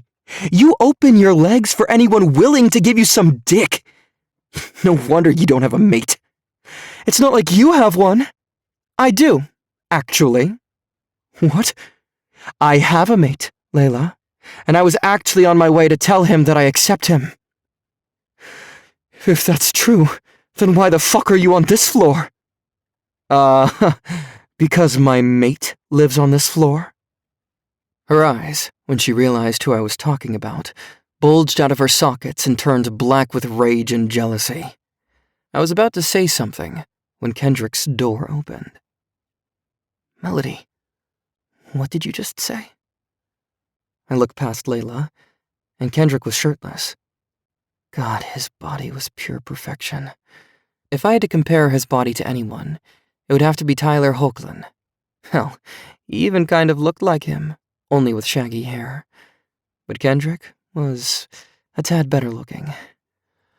I said that I accept you. I repeat myself to him. The smile that formed his face was so genuine and happy that it actually made my heart skip a beat. What? You're his mate? Layla shouted. Yes. Now move out of my way, bitch, I said, shoving her out of my way. I leaped into Kendrick's arms and planted a kiss on his lips. His lips were even softer and plumper than I imagined. And his taste, God, his taste. It was so sweet and delicious. I would have been an idiot if I had rejected him. I don't think any guy could have tasted this sweet. Layla screamed. We both looked back at her, and if she were a cartoon, there would be smoke coming out of her ears. She stormed off, cursing the entire way down the stairs. I just shake my head. I turn back to face Kendrick, and he still has the biggest smile on his face. What? Please tell me this isn't a dream, he says. It's not, I smile back. I didn't expect you to make up your mind so quickly. I talked to Wyatt last night, and he gave me some advice that gave me a little perspective. Kendrick cocked his head to the side. He made me realize that I wasn't being fair to you. I was using your history as a man-whore as a reason to reject you. But in all fairness, I'm not pure either. I've had my fair share of guys, and... When I said that, his grip around me tightened and he growled. I just rolled my eyes. And I realized that I was being hypocritical. I know you, and I know that you would never hurt me. At least, not on purpose. I could never hurt you. I know, and I believe you. Though, when I first came up here and saw a naked Layla coming out of your room, I almost changed my mind. But then I heard what you said, and it made me realize that you're taking this mate thing seriously. More seriously than I was. Look, I know my past with women isn't all that great, but the moment I realized you were my mate, all that shit was in the past. My present and my future are all about you now, Dot. Please stop using that nickname, I groan. Never. It suits you. I roll my eyes. Without saying another word, Kendrick carries me into his room and locked the door. He gently lays me down on the bed and just lays down next to me. I instinctively snuggle up close to him. We share a passionate kiss and then fall asleep in each other's arms.